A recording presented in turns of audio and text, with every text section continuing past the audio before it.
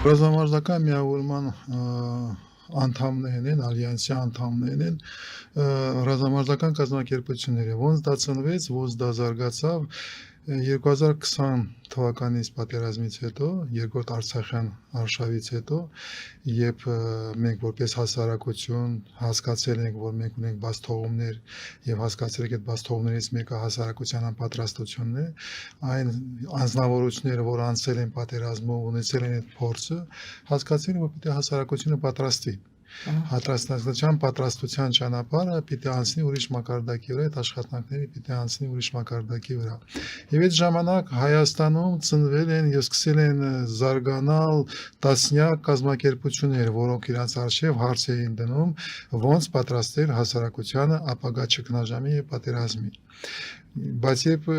ծնվել են տասնյակ կազմակերպություններ, հասկացություն է ծնվել, որ պետք է կազմակերպությունները հավաքվեն, դառնան միավորում, որ կարողանան ներկայացնեն հասարակությանը այն մոտեցումները, պետությանը, իշխանությունները, այն մոտեցումները, որի վրա այդ հասարակությունները կազմակերպությունները տեսնում են լուծումները։ Եվ այդտեղից ծնվեց այդ միավորման գաղափարը, որը սկսեց իրականացնել 2022 թվականից եւ այսօր արդեն ձևավորված միավորումը, որտեղ արդեն կա 18 անդամներ, 18 կազմակերպություններ եւ կան իհարկե անձեր կան, անհատներ կան, մի քանի անհատ կա, որը մասնակցել են կազմակերպության մեջ, նաեւ ես կազմակերպման աշխատանքների մեջ, բայց հիմնական ուղղությունը հավաքել եւ ձևավորել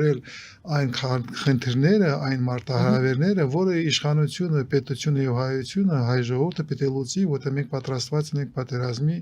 կամ ճգնաժամի։ Եվ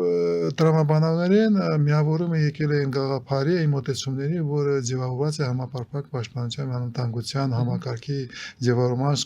շուրջ, որ Հայաստանի դեմ գոյատևական սպառնալիքները ռազմական այնքան մեծ են ուժային կենտրոնների կողմից, երբ դու պարտավոր ես Հայաստանի պաշտպանության աշխատանքների, գործողությունների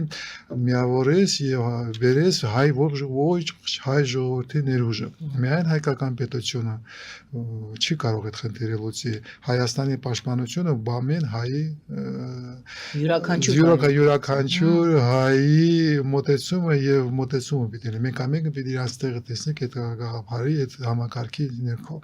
Այդ գաղափարները, որը մենք վերջի 3-4 տարին մշակում ենք, զարգացնում ենք։ Առաջի հաջողություններից, որը մենք ունեցել է 2022 թվականին, ասենք զենքի օրենքներ, որը ընդունվել է, որը հնարավորություն է տալել դեր հասարակության ունենալ զենք եւ պատրաստվել։ Եվ այլ այդ աշխատանքները քայլ առ քայլ առաջ են տանում։ Միավորման անդամներ են հայտնի կազմակերպություններ, ասենք որպես Ոման է կամ Ազատաձեն հրաձգարանն է, բայց կան նաև ոչ այդքան հայտնի, բայց ամեն մեկանում երկու տոր աշխատանքը։ Հայաստանի պաշտպանությունը այնքան լայն խնդիրներ է ընկալվում իրար մեջ, որ ամեն մեկ իր աշխատանքը գտնում է հասարակության հետ աշխատել, պատրաստել կրակային պատրաստում, առաջի օգնության պատրաստություն եւ այլ։ Եվ բոլոր այդ կազմակերպությունները ամեն մեկ իր ուղղությամբ, ամեն մեկը իր մարզում այդ աշխատանքները առաջ են տանում։ Այն ինչ մենք 2020-23 թվականին մտածում ենք, որ դա ուղղակի ինչ որ Արցախի մի հայ ժողովրդի հետ որ տեղի ունեցել, Հայաստանի հետ տեղի ունեցել, դա ինչ որ օրենքների խախտում է եւ այլ, բայց փաստորեն 2025 թվականին մենք տեսնում ենք, որ աշխարհում դա դառնում է նորմ։ Այն ինչ սկսվել է Արցախում, Արցախի հայության ցեղասպանության գործողությունները, մենք հետո տեսնում ենք ոնց է դա իրականացնում Գազայում։ Մենք տեսնում ենք ուկրաինական պատերազմում ոնց կարելի է սահմանները չտեսնել եւ հարձակվել երկրի վրա եւ վերցնել տարածքներ, եթե դու կարողանում ես դա անել։ 2020-23 թվականին մենք փորձում ենք բողոքել աշխարհին, որ դա այն ընդունելի մոտեցում է։ Մենք մտածում ենք օրենքի գերաշխություն, միջազգային օրենքի գերաշխություն եւ մենք ունենք հնարավորություն այդ ձևով պաշտպանել Հայաստանը, բայց 2025 թվականին բավականին պարզ եւ հստակ հասկացողություն է, որ բիրտ ուժը, ռազմական ուժն է որոշում ամեն ինչ։ Այն խոսքերը, որ մենք վաղուց գիտենք, որ ուժն է ծնում իրավունքը, նժդեի ժամանակ ձևավորված 100 տարուց հետո մենք նորից մտել ենք այդ տարածաշրջան։ Եվ շատ վտանգավոր է։ Շատ վտանգավոր է իհարկե գայանե, որովհետև դու պիտի ունենաս ուժ հզորություն, եթե ուզում ես գոյատևել այս աշխարհում։ Այն բոլոր մոտեցումները, սպասումները, որ դու կարող ես հասնել խաղաղության, ունենալ կայուն հարաբերություններ քո հարևանների հետ, դա արդեն հետ է դնում դրանից պիտի հետ կանգնես եւ մտածես ոնց ես դու պաշտպանում Հայաստանը ավելի ու ավելի որակյալ փոխված միջազգային անվտանգության միջավայրում, այս որ մենք ունենք։ Դա վտանգավոր է եւ լրիվ ուրիշ խնդիր է։ Փաստորեն այն 5 տարին, որ անցել է 2020 թվականից, Հայաստանի իշխանությունները մենք որպես հասարակություն հույսեր է կապում ուրիշ աշխարհի, ուրիշ զարգացումների վրա, բայց այսօր պիտի կոնստատացնենք, որ աշխարհը լրիվ ուրիշ է այսօր եւ մենք պիտի պատրաստվենք Հայաստանը պաշտպանել եւ զարգանալ լրիվ ուրիշ միջավայրում։ Բայց գուցե սա սկիզբ է նրան, որ մեզ նման պետությունները կուլ գնան, տան մեզ նման պետություններին, ոչ միայն մեր մասին է խոսքը։ Իհարկե, դա վտանգ է ոչ թե միայն Հայաստանի համար, բայց բոլոր փոքր եւ միջին պետությունների համար դա վտանգավոր է։ Հետսովետական բոլոր երկրները այդ վտանգի տակ են, բայց ոչ դրա մասին խոսում ենք եւ այստեղ ուղղակի ես ձևավորած անվտանգության միջավայրում դու ուրիշ ելք չունես, քան պաշտպանվել։ Բայց եթե դու սկսում ես պաշտպանվել, դու պիտի հզորանաս, որ կարողանաս գոյատևել այս աշխարհում։ Հզորանալու համար դու որպես սկզբ, որպես պրինցիպ, որի վրա դու պիտի հիմնվես, դա քո հզորությունը պիտի հիմնվի քո սեփական ուժի վրա, քո սեփական ներուժի վրա։ Հիմա փորձեր, հույսեր կապել դաշնակիցների հետ, հույսեր պահել, որ դաշնակիցները քեզ կօգնեն, մենք տեսնում ենք Միացյալ Նահանգների եւ Եվրոպայի հարաբերությունները այսօր ինչքան վտանգավոր է եւ Եվրոպան կանգնեց շոկի առջեւ։ Այս միջավայրում դու պիտի հիմնես միայն քո հիմնական, քո սեփական ներուժի եւ հնարավորությունների վրա։ Այսինքն մենք որպես ժողովուրդ պիտի հասկանանք, որ հայկական քաղաքականությունը, հայկական ապագան պիտի կառուցվի ինքնաիշխան Հայաստանի վրա եւ հայակենտրոն լինի։ Դու պիտի վերցնես եւ հիմնվես քո սեփական ներուժի վրա։ Միայն այդ ճանապարհի վրա դու կարողանում ես ունենալ ապագա։ Այն մոտեցումները, որ ինչ-որ ուժային կենտրոններ կապահովեն քո անվտանգությունը եւ այլ, այդ ամեն ինչը հիմա դառնում է անիմաստ։ Մինչեւ 2025 թվականը դու կարող ես հույսեր ունենալ, որ երկիրը կլինի ուրիշ ձև, բայց այսօր այդ հույսերը չկան։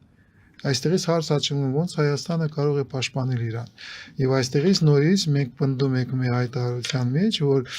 անվտանգության համապարփակ պատեցումը անվտանգության, երբ դու կառուցում ես քո անվտանգությունը հիմնելով ողջ հայ ժողովրդի ներուժի վրա, այլ ընտրակ չունի։ Հայկական իշխանությունները ոնց որ ընդունել են գաղափարները, համաձայնվել են, բայց որևէ կոնկրետ քայլերի ուղղությամբ մենք չենք տեսնում ցավոք սրտի, բայց հիմա եթե դու հնարավորություն ունես հայտարարել այդ մոտեցումները եւ բացի տեսլականից, որը ձևավորված է, դու ինչքան կարելի է շուտ պետք է ձևավորես ռազմավարություն, ոնց ես դու կիրառում այդ սկզբունքները հայկական պետության իշխանության եւ քաղաքականության մեջ։ Դա բավականին դժվար է, որովհետեւ դա նշանակում է, եթե դու այդ ճանապարհով գնում ես, համապարփակ մոտեցումը եւ լավ է եւ վատ է նրանով, որ ինքը պարտադրում է, որ դու հետ կանգնես հետ սովետական մտածելակերպից եւ մշակույթից։ Հայաստանը, հետ սովետական Հայաստանը դուրս գալով սովետական միությունից, իհարկե իր մեջ ներկրում է այդ կայսրական սովետական մոտեցումները, մոդելները, կյանքի կազմակերպման, իշխանության կազմակերպման, պետության կազմակերպման։ Համապարփակ մոտեցումը ասում է դրանից պիտի հրաժարվես եւ ձևավորես ժողովրդավարական միջավայր, ժողովրդական սկզբունքների վրա կառուցես, երբ դու նորից նստում ես եւ պայմանավորվում ես հասարակությունը, ժողովուրդը, պետությունը եւ իշխանությունը ոնց են իրանք միասին պաշտպանում Հայաստանը։ Փաստորեն դու պիտի խոսես նոր քաղաքացիական պայմանագրի մասին, այդպես կարելի է ձևավորել, որովհետև հին պայմանագիրը, որը մենք ունեցել է, երբ պետությունը ասում էր հասարակություն, ժողովուրդ հանգիստ կացեք, ես Հայաստանը կպաշտպանեմ, դուք զբաղվում եք ձեր աշխատանքով, դուք վարկերն եք մուծում, մնացածները ես կանեմ։ Եվ մենք ստացել ենք 2020-23 թվականը։ Այսօր ամեն ինչ փոխում է։ եւ պետությունը պիտի համաձայնվի ու առած հասարակության, առած հայ ժողովրդին չի կարողանա Աշխարհազորի գաղափարն է։ Պայեստազորի գաղափարը, Պայեստազորը։ աշխարհազորը որպես պայեստազորի գաղափարը եւ այլ դա ինչը համապարփակ պաշտպանության անվտանգության համակարգի տեսլականում ձևավորված է ոգեզեն համայնքը բացի արմիավորումից ձևավորվել է 3 տարվա ընթացքում ոգեզեն համայնքը եւ հարթակը որտեղ հավաքվում է ոչ թե միայն ռազմամարզական կազմակերպությունները, բայց ավելի լայն շրջանակ, բիզնեսմեններ, հասարակական կազմակերպությունները, որը ձևավորել են հայեցակարգ, ոնց կարելի է լուծել այդ խնդիրները համապարփակ պաշտպանության անվտանգության համակարգի կառուցման։ Շատ ներողություն։ Դուք ինքնապաշտպանության հարցն եք բարձրացնում։ Իհարկե, ինքնապաշտպանության, բայց յուրաքանչյուր անձի մասին է խոսքը։ Յուրաքանչյուր անձի մասին բայց ոչ թե միայն անձի, բայց անձը դառնում է համակարգի մաս, որտեղ բացի անձից կա տարածաշար համայնքների պաշտպանության խնդիր, դու պիտի որպես անձ պատրաստես քեզ պաշտպանել, դու պիտի պատրաստես պաշտպանես քո ընտանիքը, դու պիտի պատրաստես պաշտպանես քո փողոցը, քո քաղաքը, քո գյուղը,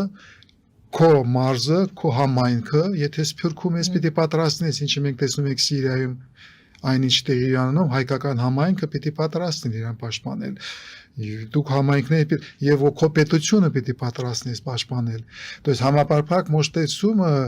խոսում է նրա մասին որ Հայաստանի հայ ժողովրդի պատրաստությունը ունի շերտեր այդ շերտերը պիտի ամեն մեկի դու ձևավորած ես խնդիրներ որ լուծում ես հայեցակարգի մեջ այդ բոլորը շտրիխներով այդ ամեն ինչ արդեն ձևավորված է ինչպես է դա իհարկե դառնում է քո բանակը առանց քո բանակի առանց քո պետության այդ խնդիրները լուծելը անհնար է եւ դա այդտեղ դա պարտադրում է փոփոխություններ ռազմական ուժերում անվտանգության համակարգի փոփոխություններ բանակի հետ համաձայնեցված է